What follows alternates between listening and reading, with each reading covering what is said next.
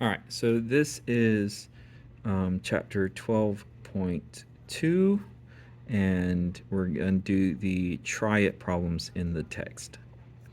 So the first one says, Terry rode her bike very slowly at the top of a big hill. So we have a big hill, and she rode it uphill slowly. Then she coasted back down the hill at a much faster speed. Okay. The distance from the bottom to the top of the hill is 3 kilometers. So from the top, well, let's do it like this. This is 3 kilometers. So that means it was 3 kilometers back down the hill. All right. The distance from the it took Terry 15 minutes to make the round trip. So from point A to point B was 15 minutes. Okay. What was her average speed? All right.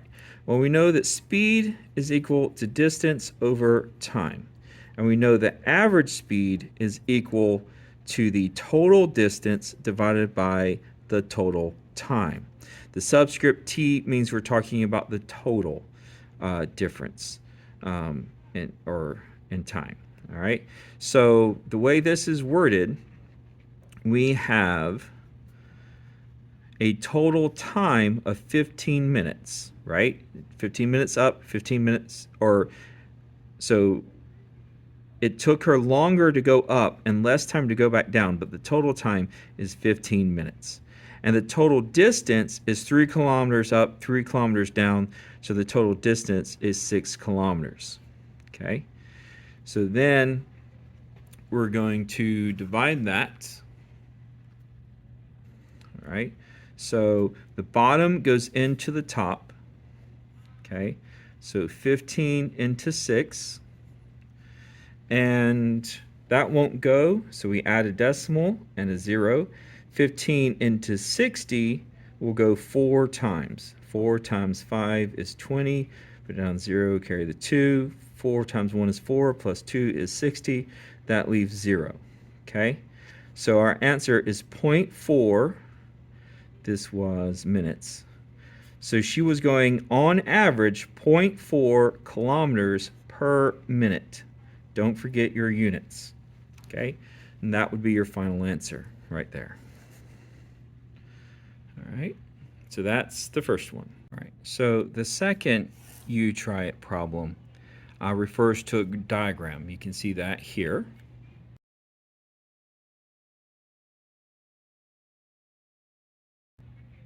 All right. And so now we need to calculate the speed of the rider between points C and D. All right. So when we look at that diagram, point C is at 9 minutes and a distance of 20. Okay. So point C is 9 minutes by 20 kilometers. All right. That is the X and Y for point C. Point D is at 10 minutes and looks like 45 kilometers. Okay. Now, what we need to do is find the speed of the rider during this time. So speed is equal to distance divided by time. Okay. We could also say is the change in distance over the change in time. Okay. And so we're calculating the slope on a distance time graph. Slope equals speed. Okay. So what we're going to do is just like in math class, we're going to say the change in y divided by the change in x. So we're going to say 45 minus 20. Change is always final minus initial, kilometers, divided by 10 minutes minus 9 minutes. Don't forget your units. All right, so that's going to be 25 kilometers divided by 1 minute. So her speed was 25 kilometers per minute. All right, there you go. All right, in the third you try it problem, we see that Maria runs at a speed of 2 meters per second. So her speed is 2 meters per second. And we want to know how far. So distance is a question mark because we're trying to figure that out. And she ran 60 seconds. So her time is 60 seconds. All right. Now, if you have seconds here, you need to have seconds here. That's something to look out for. All right. Now, we know that speed is equal to distance over time. All right. Now, there's two ways we can go about this. One way is we can say, all right, I need to find distance. So I'm going to multiply both sides by time. These cancel out, and I have time times s equals distance, and that is correct. Okay, and that makes sense because this is how fast you're going, this is how long you're going, so together that should tell you how far you went. Another way we can do this is something called the magic triangle or the electrician's triangle. All right, and we have speed is equal to distance over time.